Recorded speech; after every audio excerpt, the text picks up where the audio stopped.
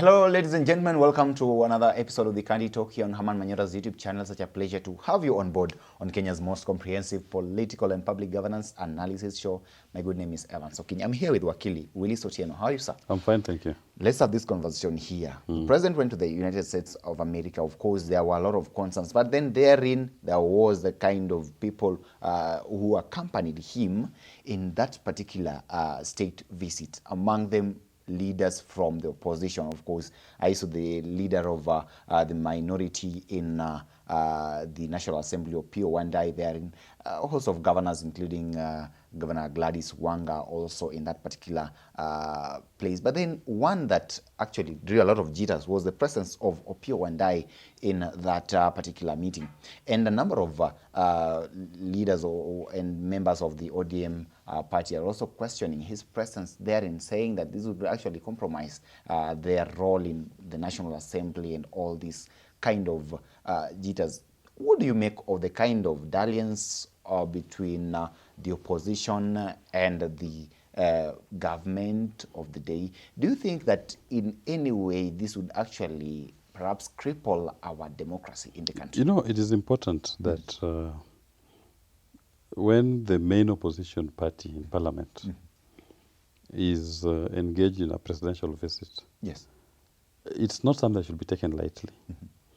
Because there should have been clarity from the beginning, even before it happens, of why he is going and what he's going to do. Who is he going to meet? What is he joyriding? Okay. Now, if you don't explain that to your people and give them sufficient details, then you see the kind of jitters, the question that people are asking.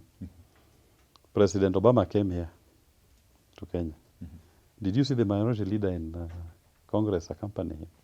Or even the US Senate?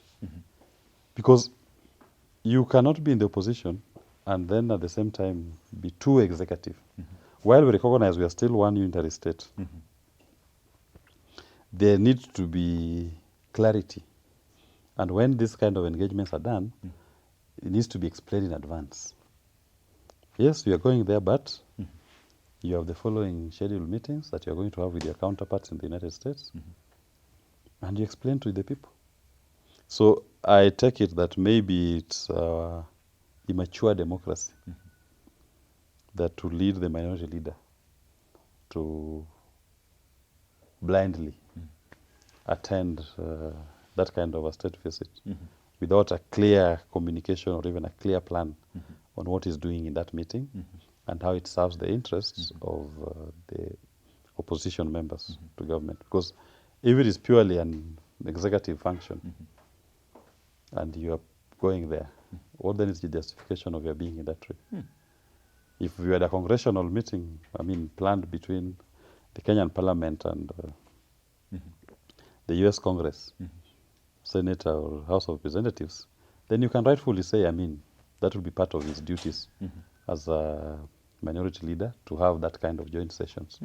To exchange ideas. Okay. Maybe that is part of what they're doing. So the problem is that we've not seen any communication. We've not seen any meetings that are being held between the Kenya. There was no congressional meeting between the Kenyan Parliament and the US Congress that will warrant his participation. If there were, the same was not communicated. So people are only seeing the executive end of the meetings. Okay. And what will be the Wandayi's interest in those executive meetings? It cannot be. In fact, the questions I'm asking about the kind of concessions Kenya may have made, I should be hearing them coming from the opposition in parliament. So, now, if you are part of them, how do you ask? And you've already gone. That is when you say, then you may compromise your ability to oversight. Here we are. Opiyo Wandayi, after these questions were raised about his presence in that particular visit, he said that, of course, not particularly him, but there was communication that was made stating that they were there on the invite of the US government, not actually part of the official President Ruto's entry. Do you buy that kind of explanation? You know, if they were part of that, I'm saying, if they were part of the invitation, then there's a reason why they were invited. Okay. They are their meetings that there was scheduled for them. I don't think they were invited to go and watch Disneyland, like Ruto was. Okay. So if you went there, probably they should have communicated earlier the nature of invitation and the nature of the visit, what was intended, and the kind of engagements he was going to have. So when this is not done, you leave room for speculation. And that is what you are witnessing. Okay. Because there is no publicly available information as to the nature of his engagements, save for a picture of himself and Kimani Chungwa with President Ruto in the US. We are not seeing him having a bilateral or a one-to-one meeting with members of the US Congress. I think they only met at some dinner or something like that. So these are what I'm saying. You need to communicate in advance and show that, fine, we are going as one team from Kenya, but our engagements are independent. Our engagements are not the same as the executive's engagements, because you have no role. And you should be the one raising the fundamental questions of this visit. So now if Kenyans, for example, now they focus on the 200 million jet, if they ask Wandai to raise that question in Parliament, how will he raise? And that is actually where I was Then asking. it happens that he used that jet also. You see, you are witness. You are compromised. So does it now how do we, which kind of position do we find ourselves in when the leader of the minority in the National Assembly, assumably the face of opposition in that particular area, whom we expect to be the voice of reason whenever the government goes rogue and should actually help in keeping the government in check, decides to go on bed with the government of the day? So how do we find ourselves in this kind of situation, and how do we come out of it as a nation? How do we handle such kind of issues? The only way you can come out of this situation is now you start looking at the leaders you elect, and what they stand for. And Kenyans need to have a conversation with themselves. Which kind of executive do they want? And which type of opposition do they want? It cannot be that there is a very thin line between the executive and the legislature, and the thin line between the ruling party and the opposition party. And people are asking, is there even a line right now? Does it even exist? That's the point. So it is upon Kenyans, when they are voting parties, they need to be very clear on their expectations of them. Otherwise, maybe you're just electing people to get to office, to lead, to enjoy your taxpayers' money, to live off your largesse. So if you elect people who will not draw a line, then why do you complain when they do exactly what they've always been doing? That's why we put ourselves as an alternative leadership in this country. And right now, William Ruto has told Kenyans that I'm going to, the GDP, the tax ratio, tax to GDP ratio is 14%. I will get 22% before 2027. He has said it. He didn't say before 2027. He said by the time he's leaving office. He is leaving office 2027. That is the constitutional term. No. What does the Constitution say? He's got another... No. What guarantee does he have? The Constitution says he's due to leave in 2027, unless he gets a new mandate. So for now, we are losing his mandate. Now it's 2027. Last year, he increased taxes. So when he says by the time he's leaving, you're talking of... That is that is the date he's leaving. You're convinced it's 2027? No. That is the day constitutionally that he's leaving. Okay. If he doesn't leave, if he gets a fresh term, that's a new term. Okay. Yeah, but he's leaving in 2027. Okay, go on. By law. If you go back to last year, you increased your taxes, charges, and levies. Life became unbearable to many Kenyans. This year, again in the finance bill, he has proposed to increase again more taxes, charges, and levies. Kenyans are complaining everywhere. Kenyans have made so much noise about this Finance Act bill. I don't even want to discuss the specific contents of the finance bill. Okay. Maybe it's time for Kenyans to ask, because he has told you, if you think today is painful, I guarantee you tomorrow, I will increase again the taxes, levies, and charges. So why are we still complaining about the measures he's taking? We should stop having that discussion. Okay. The conversation should change. That maybe the problem is root. That's where the problem is. So the conversation we should be having as a people is, how do we remove him? How do you organize to remove him from office? Elections are coming. Is that the leadership you want to carry us the next 10 years, as you desire? If the leadership has promised you pain next year and pain the year after next, then when the election year he comes, you vote for him again. The conversation should now change. In fact, what we should be discussing in Kenya is people saying, he's told us he's bringing pain, we will be ready to vote him out when the time comes. Okay. Yeah. I mean, that's the only response we have. But to shout on social media, to go to the streets, to lament, will not change. Because he has promised it. So now it should be, how do we remove him? Election is coming. Are we going to continue with him or we remove him? That is what should be in the lips of everybody. Okay. That I'm waiting for my date, his date with destiny. Siku itafika tatutaka. And we'll deal with it. Yeah. That's the only conversation we should be having now. But if you call me to discuss, for example, motor vehicle, to discuss the cost of the US trip, to discuss export promotion levy, that now if you export anything you must pay, to discuss high interest rates, which Kenya doesn't know all these things now? Because they live them. The high cost of living is in everybody's home. They feel it when they're having their dinner or breakfast, if at all. Or when their goods are being auctioned. Okay. I saw a warehouse for Mogo and Credit where they've impounded motorbikes for border borders who have not paid. It's an eyesore. A nightmare if you think those are people's livelihoods. They've impounded so many. And what are the terms? This guy took a motorbike at that 350,000, paid a deposit of 30,000, has since paid almost 500,000. Has paid over 500,000, has defaulted in paying 10,000, the motorbike is taken. Huh? You've allowed the country to be run by sharks.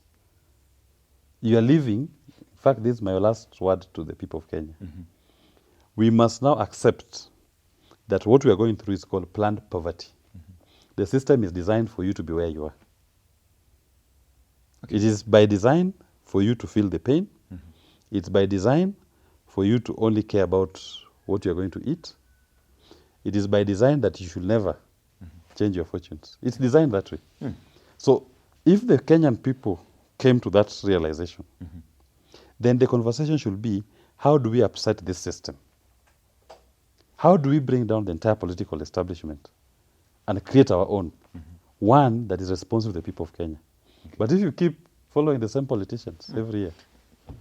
Back to our conversation as we wind this part. With the kind of dalliance that we've witnessed between the government and now the opposition, okay, specifically sticking to the Orange Party, do you think this vindicates the rebel members of parliament who decided to go and work with the government earlier on? And no. You see, those rebels stand for nothing. They stand for themselves. Do they represent their people? The people who voted for them in their political party. Can they go back to their political parties? Okay. Can they oversight the executive? That was their role. Can they bring laws that will improve the lot of their people? Because the work of parliament is only three: representation, oversight, and legislation. So can they do all those basic three? So when they say that they go to the government to bring development, what development have they taken to Nyanza? Those ones from Luo Nyanza. Okay. What development? See, it's now 2 years since they started rebelling. If anything, projects that were ongoing are being starved of funds.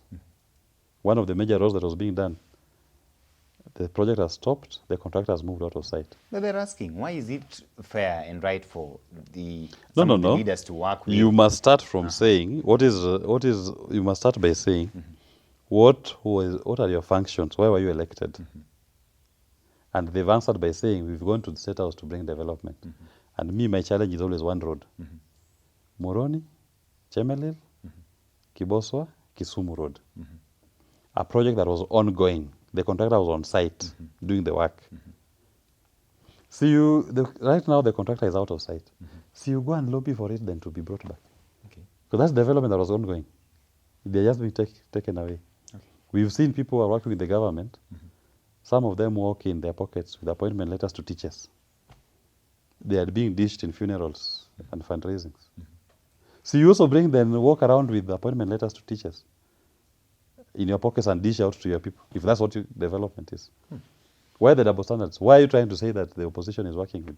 Why is the opposition working with the government? Because when I took a flight to New York with Ruto, And I've said, maybe if you get the details, and they've said it was an invitation from the US government, if you get the details that maybe it was an invitation by the US Congress, they had their own side meetings. Okay. Because whenever such a meeting happens, you have so many other side activities. So if there are side activities that involve congressional engagements that he was being invited to, that is okay. You can't fault him. So maybe the issue is in the communication, that the details of his side meetings have not been relayed to the public, which they need to. They need to relay the side engagements he was having. Then we say his was a congressional meeting. It was well in order for him to be there. And if any motion is to be tabled to that effect, definitely you do not expect members of parliament from the government side to do so. It has to be done by members of parliament from this other side, the opposition side. Yes. Led by Opio Yes. and I don't know if Opio and I took the jet, if he was on that jet, or he was in another commercial jet flight. But yes, he should. Or he should nominate. Or the chair of he PAC. can do that directly? He should. He should. That's his duty. Yet he was part of that entity. He should. And he says a witness. Yeah. He's there to verify to us that we took a jet, if he was on that jet. We took a jet, it was worth this much. The flight took us this number of hours. There are this number of bedrooms inside the jet. 4 bedrooms. The following people were in that jet. We were 30 or 20, whatever number. He should. And if that was if that amounts to wastage of public resources, then it was part of Then he is right in order also to say the people who procured this jet did not apply our meager resources rightfully, and they should be called to account. He didn't procure it. Did he procure it? He just used, if at all. I'm not saying he was in the jet. Maybe he went by commercial. But if he was, he should say, yes, me, I didn't procure it. Who procured this jet should pay. Okay. So here you're expecting Opio and I to act as a mole now. Not a mole. He's a witness. He's a competent, if at all he was in the jet. Okay. He becomes a competent witness. He'll verify for us everything we are saying. And give us more details. But sincerely speaking, do you believe that this actually cripples our position and maybe... No, affects it their undermines if they fail to. But I'm saying nothing stops them. Okay, from That's what I'm also. saying. Nothing stops you, even if you use the jet. Okay. You can use and still say, yes, I am here, speaking as person who was in the jet. It even makes your point stronger. You're speaking from first-hand experience.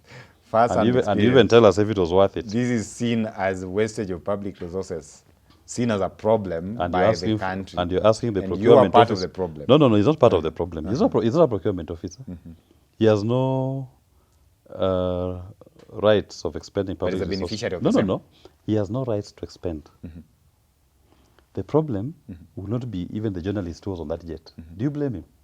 You don't. You don't. The journalist can write a story about the jet. He can. In fact, he should.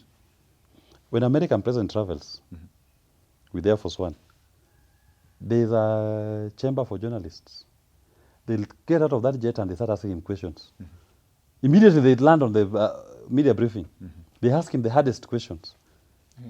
So the fact that you've used it does not mean that now you are gagged. He should. I heard the Kenyan journalist Ayub was in. Yeah, Ayub was in. And he questioned. He asked hard questions, even though his trip was catered for allegedly by the state. So even if his trip was catered for, he should do it. Nothing stops him.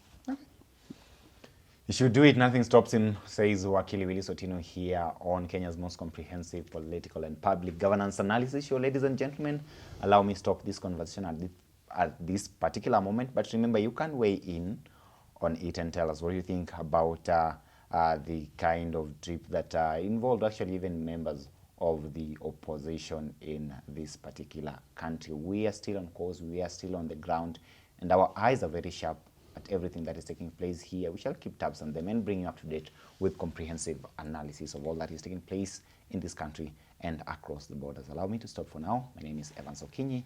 Till we have this conversation again, have yourself a lovely day.